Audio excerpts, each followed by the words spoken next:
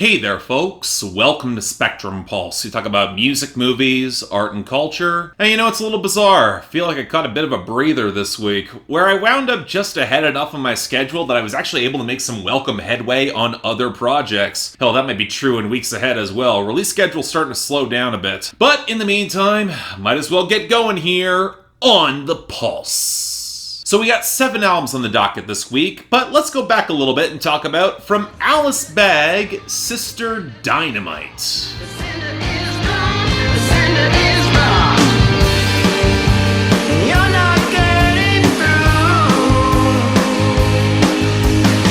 I was not expecting to have to do as much research with Alice Bag as I wound up doing. For starters, she'd been in the California punk scene since the mid-70s as a member of the Bags, a group that didn't even put out a full-length album but was there around the same time as The Germs and X and Black Flag. And since then, she's been part of a half-dozen different bands. It's been a real fixture in activist and feminist circles for decades. Now, in 2016, she started releasing solo albums with a modern punk and indie rock flair with a splash of 70s glam, and they've been pretty solid, arguably with more memorable writing than compositions. Now, this is her third album. It's probably her most straightforwardly punk to date, but again, it feels a lot like her previous work in that the lyrics are what make these songs more distinctive than the composition or the production or delivery. I like the understated kinkiness of Switch Hitter. I like the questions of gaslighting unidentified, or how people will wall themselves away from truth on The Sender is Blocked. And while Lucky is a pretty heavy-handed slap against privilege, it definitely comes from a real place, and that can hit. The unfortunate problem is that this album rapidly starts to run together in terms of its sound. And while that's fine when the guitar-driven hooks and grooves are punchy with the splashy keyboards, when it slips towards minor keys and slower tempos and a slightly more sour delivery, I found myself wishing the anger and the edge was a little more pronounced, because the moments don't quite cut as deeply as they should, coupled with how I would struggle to say there are outright standouts here, and I wind up liking this, but not really coming back to it in comparison with Punk and Riot Girl from the past that have trod these grounds deeper before. In other words,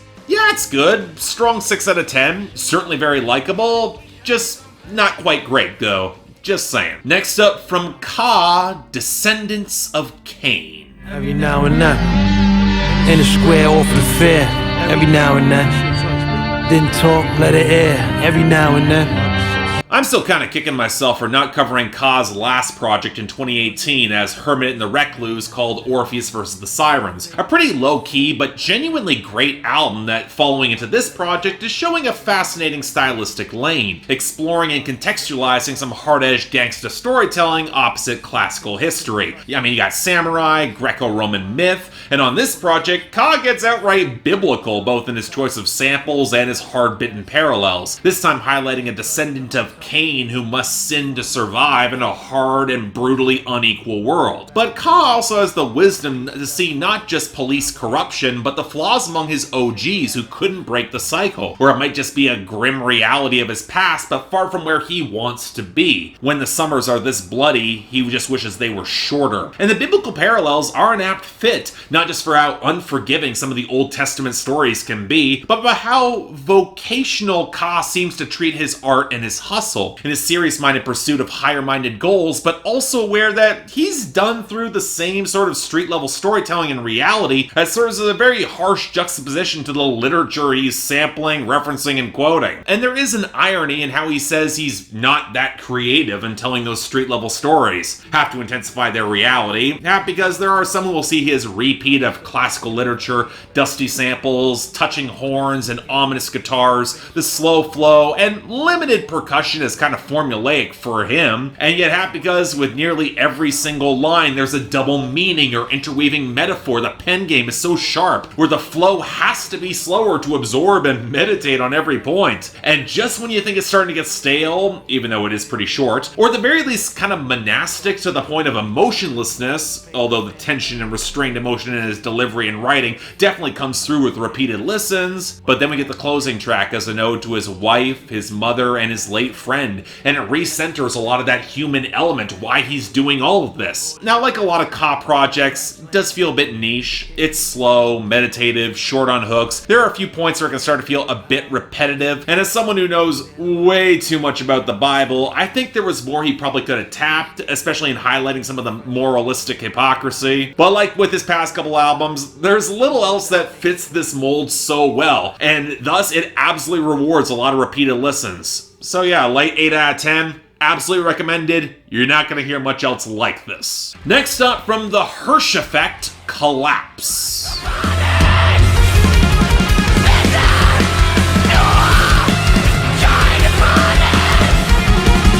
I mean, cue the usual spiel about me not knowing much about this subgenre, but seriously, German post-hardcore mathcore, I think I got a bit of an excuse for not having the greatest depth or familiarity with this band here. But the Hirsch Effekt have gotten some attention over the past decade. They got some critical attention for their Holland series of albums, and despite this not at all being my thing, I kinda hear it. There's a melodic complexity and flow that got refined at Amnesis, and while their first album away from that series, 2017's Escapist, faced some fan backlash for getting more accessible, I can come here and say that even though there seems to be more hooks and embrace of a goofier prog side, it's not close to the definition of really being accessible. Now, KOLLAPS, the strange thing is that on a structural level, this actually does seem more accessible than ever before. The groove patterns are more established, and even if it feels a fair bit darker as a whole in terms of the chunkier riffs and bleaker atmosphere, I would argue to a certain demographic this will go down even easier. Unfortunately, as I already implied, I'm not really a part of that demo. You can tell a lot of the brighter guitar leads and solos were pushed back into the charging, frenetic murk of pounding, down-tuned breakdowns, and while the bass lines and drum works remain pretty impressive, this definitely runs together fast, and especially in the back half, and the monochromatic tones start to lose some of their vibrancy or punch, even with the attempts at more orchestral swell. It feels like a muddier, bleaker experience overall, which of course is the point, as once you translate the lyrics, you realize this album is centered on the desperate rage of seeing the world change and collapse thanks to climate change, especially behind leaders who will do nothing,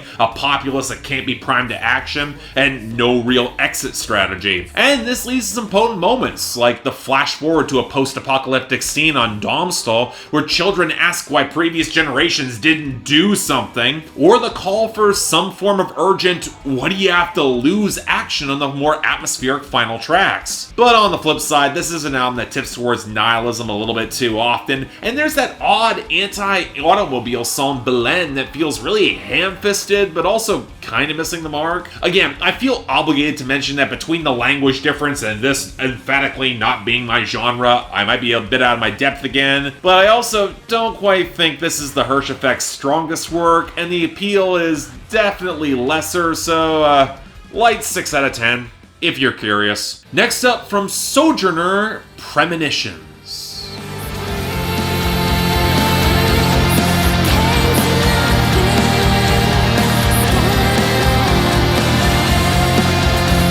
Going back into black metal for this one, a relatively new Swedish group that you can tell is both deeper into the fantasy and folk inspirations with a slightly cleaner, more melodic sound. I won't say I especially like their debut, some really pretty female vocals and interludes, but the tinier edge around some of their lead work and flutes could get really grating, and this is an act that is seriously short on groove, but I did think their 2018 follow-up embraced more synths and diverse textures, and showed at least a better produced sound. Now this takes us to this album, and let me start by saying it's easily their best. The melodies are more striking, the blend of keyboards and tin whistle and folk elements are a stronger complement to both singers, and while I think the production might be getting a little bit too polished in spots, and still weirdly tinny around some of the strings, it definitely feels like Sojourner are coming into their own with the more pronounced ethereal folk elements, and a potent balance between a lot of the growls and screams and clean singing. And I even like a fair bit of the content too, a lot of abstract, apocalyptic framing, touching on environmental themes again, massive gulfs between people that can sound damn near cosmic, hidden knowledge and foreknowledge that could well drive you mad. And while I'd argue it starts kind of repeating itself near the end, which has the unfortunate problem of really dragging by the final few songs, it is still really poetic. It's well delivered. That being said, I won't say Sojourner is among the best of black metal I like this year, and it ties into song structures and production. In the former case, outside of the cuts with more defined hooks, they've got a tendency to meander and lack a really strong crescendo to drive back often the tin whistle and piano interludes, but I also argue the production is crying out for a wilder, rougher edge, or at the very least a bass line or groove that was doing something interesting, or even just more explosive blast beats. Now, in terms of black metal, I would call this pretty, otherwise accessible, not all-say or anything, but also not surprising given that they're signed to Napalm, but a good foundation needs to cut loose a little harder to really grip me, so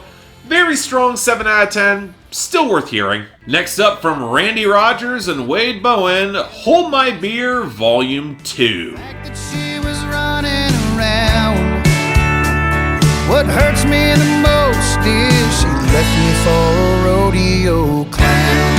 So when these two Texas red dirt country veterans teamed up in 2015 for the first of the Hold My Beer series, it was an extremely welcome surprise, and among my favorite albums of that year. Not only was it neo-traditional honky-tonk that sounded rich and fun, but the project picked up some real pathos by drilling into its self-awareness. Two overlooked artists where their camaraderie made for great storytelling and interplay. But I also got the feeling that it was a trick that might not work consistently, and while I still really like both these guys, I did have my reservations for the long overdue sequel this year, and I'm not gonna say those reservations were entirely unfounded. The album still sounds great, a pedal steel and fiddle-rich slice of solid honky-tonk that might default to some conventional chord structures a little more than I'd prefer, but it still hits way more often than it misses, especially as those harmonies between Bowen and Rogers are only getting better. But as a whole, this album does feel a little more slight than the first, and when it's just not as tight,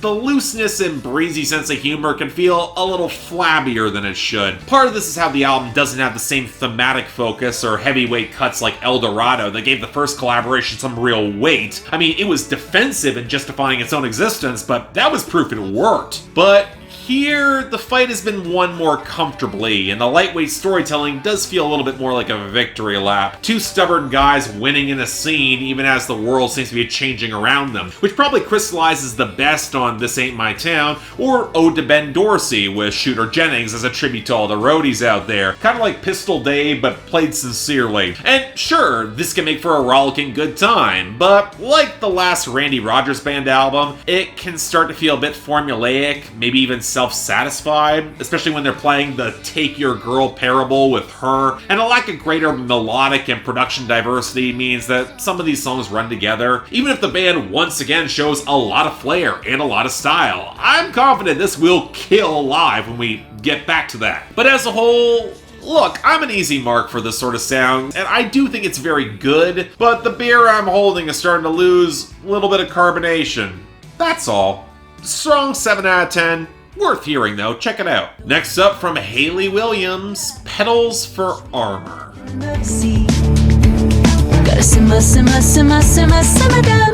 I'm not sure there's an easy way for me to approach this new album. The first solo project compiled from EPs that Hayley Williams has been releasing the past couple of months. Most because I've always had an odd relationship with Paramore, and it's a bit of a questionable release strategy to drip feed the EPs, which usually is the approach labels take when they're testing an uncertain market and not sure how the album itself will land, or they're just incompetent at their jobs. I mean, certainly from the sound of the initial singles, it sounded like we were getting an interesting fusion of 90s alternative rock and pop with more modern indie touches and electronica, but given how I've been lukewarm on Williams' work with Paramore and solo, I didn't really have much in the way of expectations here. And that was probably the right attitude, because I can't say I cared all that much for it. And again, I hate to bring up the EP release strategy of this, given that it was probably forced on her by the label and she's been defensive about it, but it doesn't remotely help the cohesion and flow of an already scattered and now overlong album.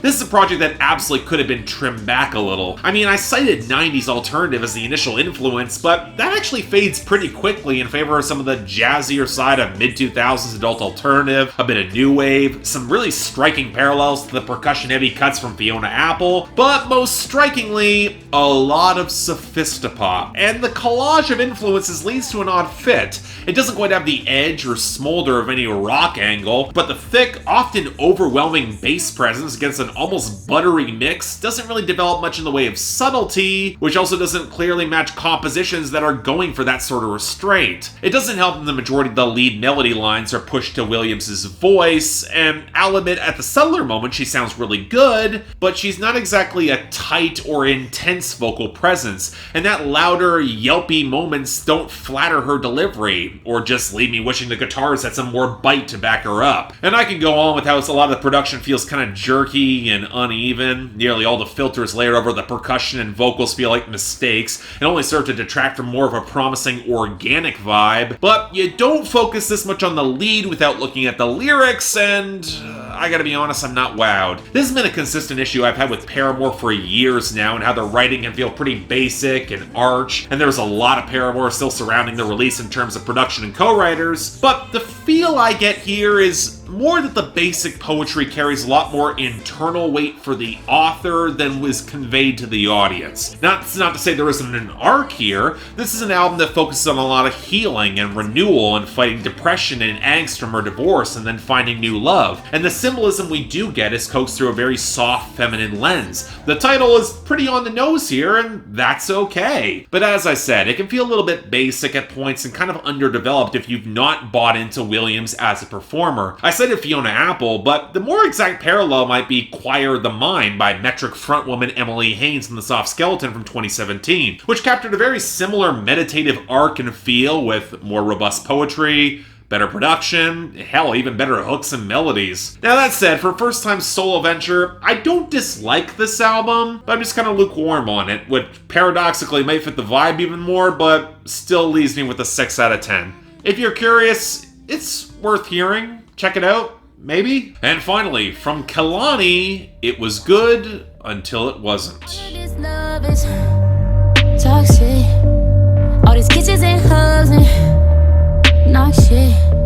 I've got a lot of conflicted opinions about Kehlani as an artist, most because I think her label doesn't have a clear idea how to tap into her strengths, because she's a good songwriter, she can be a unique presence on features and verses, especially her mixtapes, but I was very lukewarm at best about her debut album, Sweet Sexy Savage, most because I thought Pop and Oak's production didn't flatter her delivery whatsoever. But hey, given the teasers I've heard from the newest album, there looked to be some potential, a broader range of sound that was closer to the mixtapes, and while that's true, I'm not sure it's close enough, because this is still not clicking as strongly as it should. Now I'll admit, some of this is tied to my preferences in terms of R&B tones I like. It's not as organic, the grooves are more leaden and clunky in comparison with the more sinuous vibe that I appreciate, and no amount of washed out layers can disguise how some of the drum machines can sound clicking, or thin, or really flat, especially with the bass. But it's still frustrating how instead of letting her natural raspiness come through in her vocals,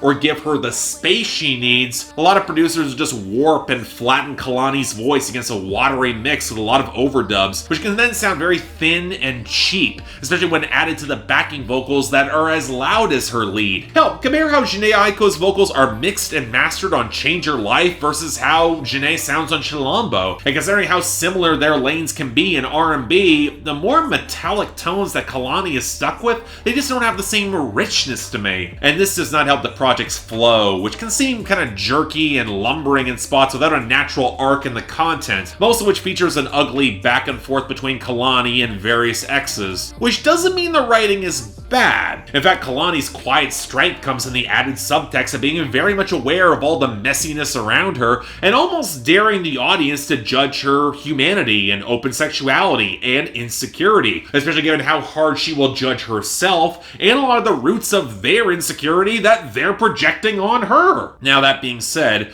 good writing, vivacious performances, and even a few nice instrumental touches like the bits of guitar or the sax on Hate the Club, they're still stuck behind production that can't elevate them the way they should. It's not as loose or textured as her best mixtapes, but also not as composed, structured, or punchy as what you would hope on a new album. Even if I do think the majority of the guest appearances outside of Tory Lane's, they deliver pretty well. Happy to hear James Blake here, and Jhené always sounds good. But in other words, I wanted to like this more. Light 6 out of 10.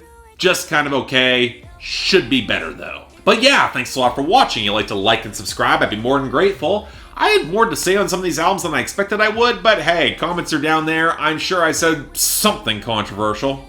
Beyond that, anything else I might be able to do to improve my presentation, I'm all ears. And hey, if you want to get involved in my scheduling process, hey, the option to go to my Patreon is always there. Given we're in hard times, I understand if you don't, but hey, if you want to, option's always open. But until then, I'm Mark, you're watching On the Pulse on Spectrum Pulse, and I'll see you next time.